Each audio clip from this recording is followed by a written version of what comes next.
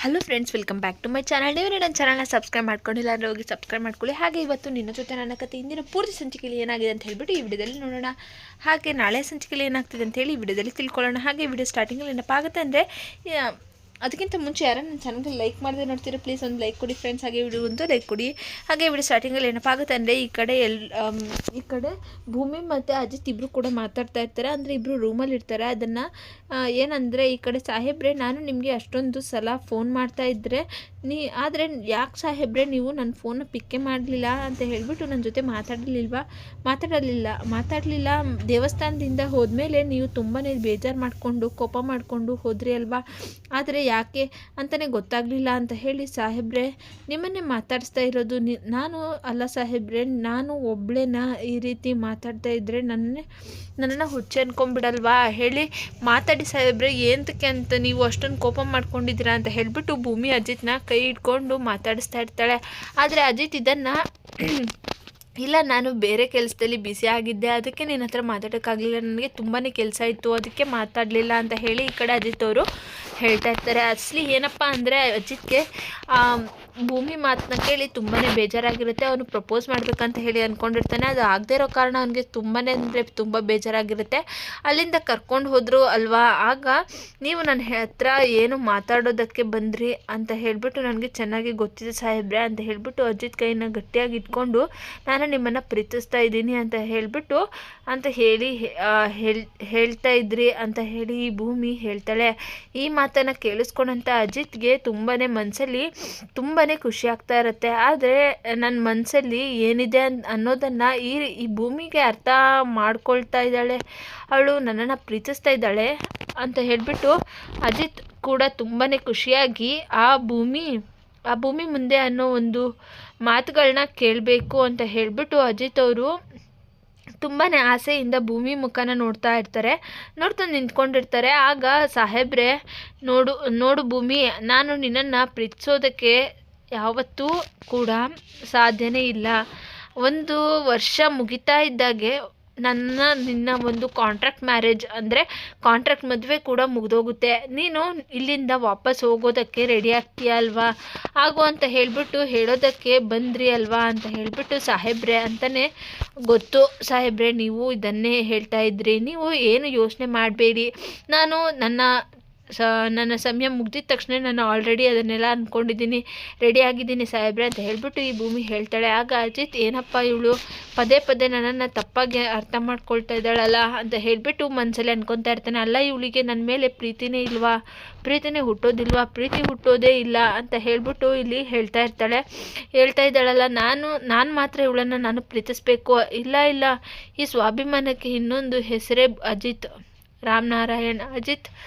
ರಾಮನಾರಾಯಣ್ ಬಗ್ಗೆ ಇವಳಿಗೆ ಸರಿಯಾಗಿ ಇನ್ನೂ ಗೊತ್ತಿಲ್ಲ ಅನಿಸುತ್ತೆ, ನಾನು ಇವಳನ್ನು ಪ್ರೀತಿಸಲ್ಲ ಅಂತ ಹೇಳಿಬಿಟ್ಟು ಅಜಿತ್ ಅವರು ಕೂಡ ಕೋಪ ಮಾಡಿಕೊಂಡು ಅಲ್ಲೇ ನಿಂತ್ಕೊಳ್ತಾನೆ. ಹಾಗೆ ಇನ್ನೊಂದು ಕಡೆ ಸಾಹೇಬ್ರೆ, ನೀವು ಸಾರಿ ಸಾಹೇಬ್ರೆ ಅಂತ ಹೇಳಿಬಿಟ್ಟು ಈ ಕಡೆ 2 ಕಿವಿನೂ ಹಿಡ್ಕೊಂಡು ಭೂಮಿಯವರು ಬಸ್ಕಿನ ಹೊಡೆಯೋದಕ್ಕೆ ಅಂತ ಹೇಳಿ ಸಾರಿನ ಕೇಳ್ತಾ ಇರ್ತಾಳೆ. ಹಾಗೆ ಯಾಕೆ ಅಂತ ಹೇಳಿ ಅಜಿತ್ ಅವರು ಹೇಳ್ತಾ ಇರ್ತಾರೆ. ಹಾಗೆ ಇನ್ನೊಂದು ಕಡೆ, ಅರೆ ಸಾಹೇಬ್ರೆ, ಆ ಲಕ್ಷ್ಮಕ್ಕನು ಕೂಡ ತುಂಬಾ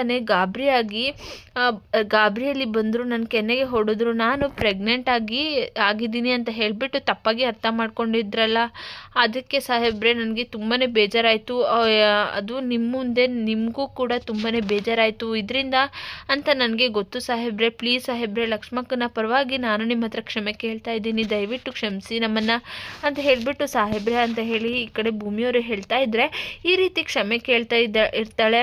ಪಾಪ ಇವಳು ಭೂಮಿ, ನಾನು ಮಾತ್ರ ಪ್ರೀತಿಸ್ತಾ ಇದ್ದೀನಿ ಅಂತ ಹೇಳಿ ನಾನು ಯಾವ್ಯಾವುದೋ ಭ್ರಮೆಯಲ್ಲಿ ತೇಲಾಡ್ತಾ ಇದ್ದೀನಿ, ಆದರೆ ಅವಳು ನನ್ನನ್ನು ಆ ಆ್ಯಂಗಲ್ನಲ್ಲಿ ನೋಡ್ತಾನೆ ಇಲ್ಲ ಅಂತ ಹೇಳಿಬಿಟ್ಟು ಭೂಮಿಗೆ ನನ್ನ ಮೇಲೆ ಪ್ರೀತಿನೇ ಆಗೋದಿಲ್ಲ ಅಂತ ಹೇಳಿಬಿಟ್ಟು ಅಜಿತ್ ಅವರು, ನಾನು ಇನ್ನು ಮುಂದೆ ಭೂಮಿನ ಪ್ರೀತಿಸೋದೇ ಇಲ್ಲ ಅಂತ ಅಂದ್ಕೊಂಡು ಅಜಿತ್ ಅವರು ಕೂಡ ಹಾಲಿಂದ ಹೊರಟೋಗ್ತಾ ಇರ್ತಾನೆ. ಅಯ್ಯೋ ಸಾಹೇಬ್ರೆ, ಯಾಕೆ ಈ ರೀತಿ ಹೋದರು ಸಾಹೇಬ್ರು, ನಿಂತ್ಕೊಳ್ಳಿ ಸಾಹೇಬ್ರೆ ಅಂತ ಹೇಳಿಬಿಟ್ಟು ಸಾಹೇಬ್ರೆ ಅಂತ ಹೇಳಿ ಈ ಕಡೆ ಭೂಮಿಯವರು ಕೂಡ ಕಿರ್ಚೋದಕ್ಕೆ ಸ್ಟಾರ್ಟ್ ಮಾಡಿರ್ತಾರೆ. ಆದರೂ ಆದರೂ ಕೂಡ ಅಜಿತ್ ನಿಂತ್ಕೊಳ್ದೆ ಹಾಲಿಂದ ಹೊರಟೋಗ್ತಾನೆ. ಹಾಲಿಂದ ಅಲ್ಲಿ ಅಂದರೆ ರೂಮಿಂದ ಹೊರಟೋಗ್ತಾನೆ. ಆಗ ಇನ್ನೊಂದು ಕಡೆ ಶ್ರವಣ್ ತನ್ನ ಪುಟಾಣಿ ಮನಸ್ವಿನಿ ಫೋಟೋಸ್ನ ಹುಡುಕ್ತಾ ಇರ್ತಾನೆ. ಹಾಗೆ ಎಲ್ಲ ಕಡೆ ಹುಡುಕ್ತಾ ಇರ್ತಾನೆ. ಆದರೆ ಅವನಿಗೆ ಫೋಟೋಸ್ ಕೂಡ ಸಿಗ್ತಾ ಇರಲ್ಲ. ಇನ್ನು ಅಮ್ಮನ ನೆನಪು ಮಾಡ್ಕೊಳ್ಳೋಕ್ಕೆ ಆ ಫೋಟೋಸ್ನ ನೋಡಿಬಿಟ್ಟು ಎಲ್ಲಿಟ್ಟಿದ್ಯಾ ಅಂತ ಹೇಳಿ ನೆನಪು ಮಾಡ್ಕೊಳ್ಳಮ್ಮ ಅಂತ ಹೇಳಿಬಿಟ್ಟು ಶ್ರವಣ್ ಅಜ್ಜಿನ ಕೇಳ್ತಾ ಇರಬೇಕಾದ್ರೆ ಅಜ್ಜಿ ಇದ್ದವರು ಇಲ್ಲ ಕಣೋ ಶ್ರವಣ, ನನಗೂ ಕೂಡ ನೆನಪಾಗ್ತಾ ಇಲ್ಲ ಅಂತ ಹೇಳಿ, ನಾನು ಎಲ್ಲಿ ಇಟ್ಟಿದ್ದೀನಿ ಅಂತ ನನಗೆ ಗೊತ್ತಾಗ್ತಾ ಇಲ್ಲ ಕಣೋ ಅಂತ ಹೇಳಿಬಿಟ್ಟು ಅಜ್ಜಿಯವರು ಕೂಡ ಹೇಳ್ತಾ ಇರ್ತಾರೆ. ಈ ಮಾತನ್ನು ಕೇಳಿಸ್ಕೊಂಡಂಥ ಶ್ರವಣ್ಗೆ ತುಂಬಾ ಬೇಜಾರಾಗ್ತಾ ಇರುತ್ತೆ. ಇನ್ನೂ ಕೂಡ ಬೇಜಾರಾಗುತ್ತೆ. ಅಮ್ಮ ಅದು ಮಾವ ಇಲ್ಲಿದ್ದೀರಾ ಅಂತ ಹೇಳಿ ಅಜಿತ್ ಅವರು ಕೂಡ ಅಲ್ಲಿಗೆ ಬರ್ತಾರೆ. ಸಹ ತೆಗೆದು ನೋಡ್ತಾ ಇರ್ತಾನೆ. ಅಲ್ಲಿಗೆ ಅಜಿತ್ ಕೂಡ ಬರ್ತಾರೆ. ಏನಾಯಿತು, ಎಲ್ಲರೂ ಗಾಬರಿಯಾಗಿದ್ದೀರಾ ಅಂತ ಹೇಳಿ ಕೇಳಿದಾಗ ಇಲ್ಲಿ ಏನೋ ಹುಡುಕ್ತಾ ಇದ್ದೀರಾ ಅಂತ ಅನ್ನಿಸ್ತಾ ಇದೆ ಅಂತ ಹೇಳಿಬಿಟ್ಟು ಏನಾಗಿದೆ ಅಂತ ಹೇಳಿ ಅಜಿತ್ ಕೂಡ ಕೇಳ್ತಾನೆ. ಅಜಿತ್ ಇದ್ದವರು ಅದೇ ಕಣೋ, ನನ್ನ ಪುಟಾಣಿ ಮನಸ್ವಿನಿ ಫೋಟೋಸ್ನ ಹುಡುಕ್ತಾ ಇದ್ದೀವಿ. ನಾನು ಮನಸ್ವಿನಿ ಫೋಟೋಸ್ನ AI ಜನರೇಟ್ ಮಾಡೋದಕ್ಕೆ ಅಂತ ಹೇಳಿ ಒಂದನ್ನು ಎತ್ತಿಟ್ಕೊಂಡಿದ್ದೆ. ಅದನ್ನು ನೋಡಿದ್ರೆ ಕಳೆದೋಗ್ಬಿಟ್ಟಿದ್ದೆ. ಎತ್ತಿಟ್ಕೊಂಡಿದ್ದೆ. ಅದಾದಮೇಲೆ ಇನ್ನು ಮಿಕ್ಕಿದಂಥ ಫೋಟೋಸ್ಗೆ ಎಲ್ಲ ಕೂಡ ಎಡಿಟಿಂಗ್ ಆ ಆಲ್ಬಮ್ನ ಎಲ್ಲಿ ಇಟ್ಟಿದ್ಯಾ ಅಂತಲೇ ಗೊತ್ತಾಗ್ತಾ ಇಲ್ಲ ಕಣೋ. ಮನೆಯನ್ನೆಲ್ಲ ಹುಡುಕ್ತಾ ಇದ್ದೀನಿ, ನನಗೆ ಆ ಆಲ್ಬಮ್ ಸಿಗ್ತಾ ಇಲ್ಲ ಕಣೋ. ನಾನೆಂಥ ಅಪ್ಪನೋ ಅಂತ ಹೇಳಿಬಿಟ್ಟು ಒಂದು ಆಲ್ಬಮ್ನ ಸರಿಯಾಗಿ ನೋಡ್ಕೊಳ್ಳೋದಕ್ಕೆ ಆಗಲಿಲ್ಲ ಅಂತಂದರೆ ನಾನು ಎಂಥ ಅಪ್ಪ ಅಂತ ಹೇಳಿ ನನಗೆ ಗೊತ್ತಾಗ್ತಿಲ್ಲ ಕಣೋ ಅಂತ ಹೇಳಿಬಿಟ್ಟು ಶ್ರವಣ್ ಅವರು ಕೂಡ ತುಂಬಾ ಬೇಜಾರು ಮಾಡ್ಕೊಳ್ತಾ ಇರ್ತಾರೆ. ತಲೆ ಕೆರ್ಕೊಂಡು ನಿಂತ್ಕೊಂಡಿರ್ತಾರೆ. ಮಗಳನ್ನು ಯಾವ ರೀತಿ ಇಷ್ಟು ದಿನ ಹುಡುಕ್ತಾ ಇದ್ನೋ ಅದೇ ರೀತಿ ಈ ಆಲ್ಬಮ್ನು ಕೂಡ ಹುಡುಕ್ತಾ ಇದ್ದಾನೆ ಕಣೋ ನಮ್ಮ ಶ್ರವಣ. ಅಜಿತ್ ನೋಡೋ, ನೀನಾದರೂ ಎಲ್ಲಾದರೂ ಹುಡುಕೋ ಅಂತ ಹೇಳಿಬಿಟ್ಟು ಅಜ್ಜಿನೂ ಕೂಡ ಹೇಳ್ತಾ ಇರ್ತಾರೆ. ಆಗ ಮಾವ, ನೀವು ಯಾಕೆ ಇಷ್ಟೊಂದು ಟೆನ್ಷನ್ ಮಾಡ್ಕೊಳ್ತಾ ಇದ್ದೀರಾ ಅಂತ ಹೇಳಿ ನನಗೆ ಗೊತ್ತಾಗ್ತಾ ಇಲ್ಲ ಅಂತ ಹೇಳಿಬಿಟ್ಟು ನನಗೆ ಅರ್ಥ ಆಗುತ್ತೆ. ಮನಸ್ವಿನಿ ಫೋಟೋ ಒಂದೇ ತಾನೇ ನೀವು ಎತ್ಕೊಂಡಿರೋದು. ನನ್ನ ಮಿಕ್ಕಿರೋ ಫೋಟೋಸ್ ನೀವು ಎಲ್ಲೋ ಇಟ್ಟಿರ್ತೀರಾ, ಎಲ್ಲಾದರೂ ಒಂದು ಕಡೆ ಇದ್ದೇ ಇರಬೇಕು ನೋಡಿ. ಅದು ಮಿಸ್ ಆಗೋಕ್ಕೆ ಸಾಧ್ಯನೇ ಇಲ್ಲ. ನಾನು ಇನ್ನೊಂದ್ಸಲಿ ಇಡೀ ಮನೆಯೇ ಹುಡುಕ್ತೀನಿ ಮಾವ, ನೀವು ಯೋಚನೆ ಮಾಡಬೇಡಿ ಅಂತ ಹೇಳಿ ನಾನು ಇದ್ದೀನಿ ಅಲ್ವಾ, ಆ ಫೋಟೋಸ್ನ ಹುಡ್ಕೊಡೋ ಜವಾಬ್ದಾರಿ ನಂದು ಅಂತ ಹೇಳಿಬಿಟ್ಟು ಈ ಕಡೆ ನಚಿಕೇತವರು ಕೂಡ ಹೇಳ್ತಾ ಇರ್ತಾರೆ. ಆಗ ಎಲ್ಲರೂ ಕೂಡ ಆ ಫೋಟೋಸ್ನ ಆಲ್ಬಮ್ನ ಹುಡ್ಕೋಕ್ಕೋಸ್ಕರ ಟ್ರೈ ಮಾಡ್ತಾ ಇರ್ತಾರೆ. ನಚಿಕೇತ್ ಇಷ್ಟೊಂದು ಭರವಸೆ ಕೊಟ್ಟು ಹೇಳ್ತಾ ಇರ್ತಾನೆ. ಆದರೆ ಶ್ರವಣ್ಗೆ ತುಂಬಾ ಭಯ ಆಗ್ತಾ ಇರುತ್ತೆ. ನನ್ನ ಮಗಳಿಗೆ ನೆನಪಿಗೋಸ್ಕರ ಇದ್ದಂಥ ಈ ಫೋಟೋಸ್ಗಳು ಕಳೆದೋದ್ವು ಅಂತಂದರೆ, ಅವು ಮಿಸ್ ಆಗೋದ್ವು ಅಂತಂದರೆ ನಾನು ಏನು ಮಾಡಲಿ ಅಂತ ಹೇಳಿಬಿಟ್ಟು ಅಜಿತ್ ಅವರು ಈ ಕಡೆ ಅಜಿತ್ ಹತ್ರ ಹೇಳ್ಕೊಂಡು ಶ್ರವಣ್ ಅವರು ತುಂಬಾ ಟೆನ್ಷನ್ ಮಾಡ್ಕೊಳ್ತಾ ಇರ್ತಾರೆ.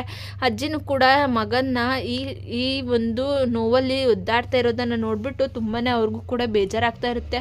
ಸಹಿಸ್ಕೊಳ್ಳೋಕ್ಕೆ ಆಗ್ತಾರಲ್ಲ. ಆಗ ಆಲ್ರೆಡಿ ಇಡೀ ವಯಸ್ಸಾಗಿರೋ ನನ್ನ ಮಗಳು ಹೆಂಡತಿಗೋಸ್ಕರ ಇಷ್ಟೊಂದೆಲ್ಲ ಒದ್ದಾಡ್ತಾ ಇದ್ದಾನೆ ಅಂತ ಅಂದರೆ 20 ವರ್ಷದಿಂದ ಹುಡುಕ್ತಾನೆ ಇದ್ದಾನೆ. ದೇವ್ರೆ ಎಲ್ಲಪ್ಪ ಇದೆಯಾ ನೀನು, ಎಷ್ಟು ದಿನ ಆದರೂ ಕೂಡ ನನ್ನ ಸೊಸೆದೇ ಸುದ್ದಿ, ನನ್ನ ಮೊಮ್ಮಗಳು ಸುದ್ದಿ ಒಂದು ಸ್ವಲ್ಪನೂ ಸಿಗ್ತಾ ಇಲ್ವಲ್ಲ ದೇವ್ರೆ ಅಂತ ಹೇಳಿಬಿಟ್ಟು ಅಜ್ಜಿಯವರು ತುಂಬಾ ಬೇಜಾರು ಮಾಡಿಕೊಂಡು ಅಜ್ಜಿಯವರು ಕೂತ್ಕೊಂಡಿರ್ತಾರೆ. ಆಗ ಅಜಿತ್ಗೆ ಇದೆಲ್ಲ ಒಂಥರ ಆಶ್ಚರ್ಯ ಆಗ್ತಾ ಇರುತ್ತೆ ಅನ್ನೋದು ಶುರುವಾಗುತ್ತೆ.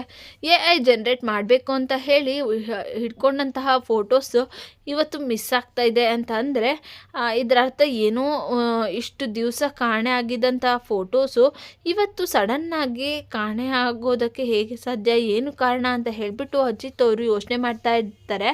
ನಿಂತ್ಕೊಂಡಿದ್ರೆ ಈ ದೇವ್ಯಾನಿ ಏನೋ ಬರೋ ಎಲ್ಲ ಫೋಟೋಸ್ನು ಕೂಡ ಸುಟ್ಟಾಗ್ತಾ ಇರ್ತಾಳೆ. ಈ ಭೂಮಿ, ನೀನು ನನ್ನ ನೆಮ್ಮದಿನ ಕಿತ್ಕೊಂಡಿರೋಳು ಕಣೆ, ನನ್ನ ಜೀವನದಲ್ಲಿ ನೀನೇ ನನ್ನ ಮೊದಲನೇ ಶತ್ರು ಅಂತ ಹೇಳಿಬಿಟ್ಟು ನಿನ್ನನ್ನು ಇವತ್ತು ಸುಟ್ಟಾಗ್ತಾ ಇದ್ದೀನಿ. ನನ್ನ ಮಗಳು ನೆಮ್ಮದಿನೂ ಕೂಡ ಹಾಳು ಮಾಡಿರೋಳು ನೀನು. ಯಾವತ್ತೂ ಕೂಡ ಈ ಮನೆಗೆ ಸೊಸೆ ನನ್ನ ಮಗಳಾಗಬೇಕಾಗಿತ್ತು, ಈಗ ನೀನಾಗ್ಬಿಟ್ಟಿದ್ಯಾ ಹೇಳಿ ಗೊತ್ತಾಗ್ತಾ ಇದೆ. ಆಗಬಾರ್ದು ಕಣೆ, ಅದಕ್ಕೆ ನೀನು ನಾನು ನಿನಗೆ ಕೊಡ್ತಿರುವಂಥ ಶಿಕ್ಷಕಣೆ ಅಂತ ಹೇಳಿಬಿಟ್ಟು ಈ ದೇವ್ಯಾನಿ ಭೂಮಿಯ ಹಳೆ ಫೋಟೋಸ್ನೆಲ್ಲ ಹಿಡ್ಕೊಂಡು ಸುಟ್ಟಾಕ್ತಾ ಇರ್ತಾಳೆ. ಆಗ ಪ್ರತಿಯೊಂದು ಫೋಟೋಸ್ನು ಕೂಡ ಈ ಕಡೆ ಸುಟ್ಟಾಕ್ತಾ ಇರ್ತಾಳೆ.